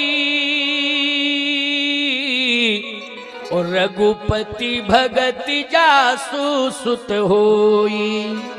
तुमरे भाग राम बन जाही और दूसर हेतु तात कछु नाही। पुत्रवती जुवती जग सोई और रघुपति भगति जासु सुत होई। मैं आज धन्य हो गई क्योंकि तू राम की सेवा करने के लिए जा रहा है और राम तेरे कारण ही बन जा रहा है। लक्ष्मण जी ने कहा, मैया कैसी बात कर रही है तू, मेरे कारण भैया जा रहे हैं? सुमित्रा अम्बा ने कहा, तेरे कारण और कोई कारण नहीं है। संतों ने कहा मेरे कारण आ रहे हैं राम बन, देवताओं ने कहा मेरे कारण, केवट कह रहा मेरे कारण, जटायु कह रहा मेरे कारण, सबरी कह रही मेरे कारण और सुमित्रा मैया कह रही है तेरे कारण। बोलो सुमित्रा मैया किसका कारण बता रही है? अपने पुत्र का। तुमरे भाग्य राम बन जाही और दूसर हेतु तात कछु नाही। लक्ष्मण जी ने कहा मैया तूने उलझा दिया है, मेरा नाम बार बार ले रही है, मेरे कारण कैसे? मेरा इसमें क्या कारण है? सुमित्रा मैया ने कहा तू शेष है और शेष के ऊपर पृथ्वी का भार है और पृथ्वी के ऊपर राक्षसों का अनाचार है, अत्याचार है। जब राम बन जाएंगे तो राक्षस मारे जाएंगे, राक्षस मारे जाएंगे, पृथ्वी का भार कम होगा और जब पृथ्वी का भार कम होगा तो शेष नाम को आधार मिल जाएगा। इसलिए तू शेष है, तेरा ही भाग्य खुल गया है, राम तेरे कारण बन जा रहे हैं। पुत्रवती जुवती जग सोई रघुपति भगति जासु सुत होई और न तरु बांझ भल बाद बयानी राम विमुख सुत ते हित जानी। जो पैसी राम बन जाही अवध तुम्हार काज कछु नाही। जाओ जल्दी बेटा, जल्दी जाओ, जल्दी जाओ। सिर पर हाथ रख दिया, आशीर्वाद दे दिया। लक्ष्मण जी सोच रहे हैं कि माँ ने तो आशीर्वाद दे दिया और आज्ञा भी दे दी, कहीं बीच में उर्मिला ना टपक पड़े। ये पत्नी है, अगर उसने कहीं ये कह दिया कि आप गए तो मैं प्राण त्याग दूंगी तो सब गड़बड़ हो जाएगा। और कहीं ये कह दिया कि यदि जाना ही चाहते हो तो मुझे ले चलो, क्योंकि जब मेरी बड़ी बहन जा रही है तो मुझे भी जाने का अधिकार है। क्यों भाई? बड़ी बहन सीता राम के साथ जा रही हैं तो मैं छोटी बहन हूँ, बड़ी बहन सीता की छोटी बहन उर्मिला मैं अपने पति के साथ जा सकती हूँ। क्यों भाई, सिद्धांत तो एक ही है ना, एक ही सिद्धांत है ना। उर्मिला लक्ष्मण के साथ नहीं जा सकती क्या? बोलो, जा सकती है वो। लेकिन लक्ष्मण जी सोच रहे हैं कि कहीं उर्मिला ना आ जाए, वो उर्मिला आ गई तो फिर हम तो नहीं जा पाएंगे, या उसे साथ ले जाएंगे तो बड़ी मुसीबत हो जाएगी अगर साथ में गई, और नहीं जाने दिया तब भी बड़ी दिक्कत होगी। क्या करूं? देखो प्रभु राम की क्या इच्छा है।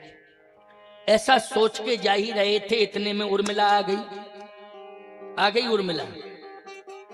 जैसे ही उर्मिला आई तो उर्मिला जी ने प्रणाम किया, कहा स्वामी कहां जा रहे हो?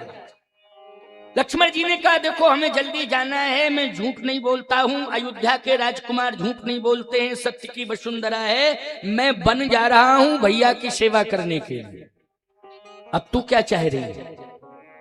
उर्मिला जी ने कहा कि मैं बाधा खड़ी नहीं करूंगी, क्योंकि आप अच्छे कार्य के लिए जा रहे हैं, इसलिए मैं बाधा नहीं खड़ी करूंगी, लेकिन एक निवेदन तो कर सकती हूं। बोलो, आपका सम्मान तो कर सकती हूं, आपका सम्मान करके आपको भेजूं, इतना तो मेरा धर्म है। भले ही आप सेवा करने के लिए जा रहे हैं, बन जा रहे हैं, लेकिन मैं सम्मान करके आपको भेजूं। भाई माँ को आशीर्वाद देने का अधिकार है, लेकिन पत्नी को पति का सम्मान करने का अधिकार है कि नहीं? बोलो, है कि नहीं? कितने फौजी सैनिक हैं कि पत्नियां आरती उतार करके भेजती हैं? बोलो, भेजती हैं कि नहीं? जब जाते हैं वो छुट्टी पर आते हैं, छुट्टी पूरी होने के बाद जाते हैं तो बोलो आरती करती हैं कि नहीं करती हैं? सम्मान करती हैं, करना चाहिए।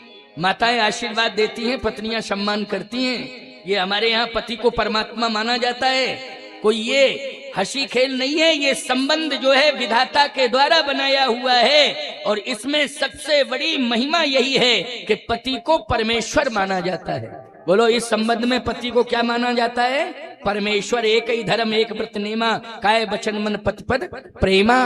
तो उर्मिला जी ने कहा कि मैं आपके मार्ग में बाधा नहीं बन रही हूं, लेकिन मैं सम्मान दे करके और आपको प्रणाम करके भेजूंगी, मुझे थोड़ा मौका दे दो। जैसे ही उर्मिला जी अंदर गई तो लक्ष्मण जी ने सोचा कि जब मेरे बड़े भैया का सम्मान नहीं हुआ, उनकी आरती नहीं उतरी, और मैं आरती उतरवा के फिर यहां से जाऊं, सम्मान लेकर के जाऊं। लक्ष्मण जी ने कहा यह मेरा धर्म नहीं है, लेकिन अगर ये सम्मान का पात्र लेकर के सामने आ गई तो फिर मजबूरी हो जाएगी। इसलिए लक्ष्मण जी ने कहा कि ये आ ना पावे और मैं पहले ही खिसक जाऊं, पहले ही निकल जाऊं।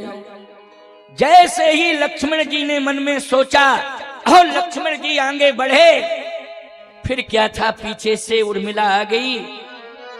एक माला रखी हुई है थाल में, दीप प्रज्वलित है जिससे आरती उतारना चाहती है, पति को माला पहनाना चाहती है, लेकिन लक्ष्मण ने तो स्थान छोड़ दिया, आगे बढ़ गए। अब सुहागवती नारी के सामने, पतिव्रता नारी के सामने माताओं धर्म संकट आ गया। माला मुरझानी नहीं चाहिए और दीपक बुझना नहीं चाहिए, क्योंकि सम्मान के लिए दीप आया प्रज्वलित होकर के, और यदि सम्मान नहीं कर पाया दीप और कहीं बुझ गया तो ईमानदारी के साथ बताना, पति के पातिव्रत धर्म पर चुनौती आएगी कि नहीं आएगी? उर्मिला जी ने कहा कि मैं दौड़ नहीं सकती हूं, ये मर्यादा नहीं है, ये मर्यादा नहीं है कि मैं दौड़ूं, और यदि दौड़ूंगी तो दीपक भी बुझ जाएगा। बोलो, दीपक को जब लेकर के चला जाता है तो संभल के कदम रखने पड़ते हैं कि नहीं रखने पड़ते हैं? दोनों तरफ से मेरे सामने चुनौती है, मैं दौड़ नहीं सकती हूं क्योंकि ये मर्यादा नहीं है, और कहीं थोड़ा उतावलापन दिखाऊंगी तो दीपक बुझ सकता है। उर्मिला जी ने कहा कि ये दीप जल रहा है, ये पुष्पों की माला रखी हुई है, मैं 14 वर्ष तक इसी तरह से खड़ी रहूंगी और फूलों की माला को मुरझाने नहीं दूंगी, दीप को बुझने नहीं दूंगी। 14 साल बाद इसी पुष्पों की खिली हुई माला से मैं, ये माला जो पुष्पों से खिली हुई है, इसी हरी भरी माला से खिले पुष्पों की माला को पहनाऊंगी और इसी जलते हुए दीप से आरती करूंगी। समझ गए हो ना? ये प्रतिज्ञा है। इसी जलते हुए दीप से मैं आरती करूंगी, इसे बुझने नहीं दूंगी, और इसमें ना तो मैं घी डालूंगी और ना बाती को संभालूंगी। इसी तरह से हाथ में थाल को लिए रहूंगी, और जब तक मैं आरती नहीं उतार लूंगी, इसी दीपक से माला नहीं पहना दूंगी, तब तक मैं अन्न जल भी ग्रहण नहीं करूंगी। ये मेरी प्रतिज्ञा है। तो जो लक्ष्मण की प्रतिज्ञा है वही प्रतिज्ञा उर्मिला की है। 14 साल तक लक्ष्मण ने अन्न जल फल ग्रहण नहीं किया है। 14 साल तक उर्मिला जी ने भी अन्न जल फल ग्रहण नहीं किया है। 14 साल लक्ष्मण नहीं सोए हैं, 14 साल उर्मिला नहीं सोई है। याद रखना, लक्ष्मण जी बैठे हैं लेकिन उर्मिला 14 साल खड़ी रही है प्यारे, एक पैर के बल खड़ी होकर के तपस्या करती रही। इसलिए हमारे देश की नारी की कितनी बड़ी महिमा है, पतिव्रता नारी की कितनी बड़ी महिमा है, यही गाथा तो मैं आज सुना रहा हूं। इसलिए उर्मिला बनने की जरूरत है। माताओं, आज उर्मिला बन जाओ। मैं कहता हूं कि तुम 14 साल उर्मिला की तरह खड़ी नहीं रह सकती हो, लेकिन इतना तो आवश्यक है कि आप जिस कुल की कुलवधू हो, उस कुल की सेवा में तो खड़ी रह सकती हो कि जिस कुल की कुलवधू बन के आई हूं, उस कुल की सेवा में मैं सदा खड़ी रहूंगी। और खड़े रहने का ही प्रमाण दिया जाता सेवा में कि मैं बैठी रहूंगी। ये तो नहीं कहा जाएगा कि मैं बैठी रहूंगी, नहीं। 14 वर्ष के खड़े होने की प्रतिज्ञा उर्मिला ने की थी, लेकिन तुम उर्मिला की तरह ये संकल्प ले सकती हो कि जिस कुल की कुलवधू बन करके आई हूं, उस कुल में, उस कुल की सेवा करने के लिए मैं हमेशा खड़ी रहूंगी, तत्पर रहूंगी। ये संकल्प लेना है। इसलिए उर्मिला का चरित्र आपको प्रेरणा देता है। कहीं ना कहीं राम को विजय श्री दिलाने में उर्मिला की तपस्या जुड़ी हुई है, कहीं ना कहीं लक्ष्मण के प्राण बचाने में उर्मिला की तपस्या जुड़ी हुई है, कहीं ना कहीं इक्ष्वाकु वंश को अस्तित्व में रखने के लिए उर्मिला की तपस्या जुड़ी हुई है। इसलिए अयोध्या में उर्मिला ने तपस्या की है और वन में सीता ने तपस्या की है। बोलो, की है कि नहीं? इधर वन में एक बहन तपस्या कर रही है, भवन में दूसरी बहन तपस्या कर रही है। इस तरह से माताओं की गाथा है, बहू बेटियों की गाथा है। आप सबको मैंने आज श्रवण कराया।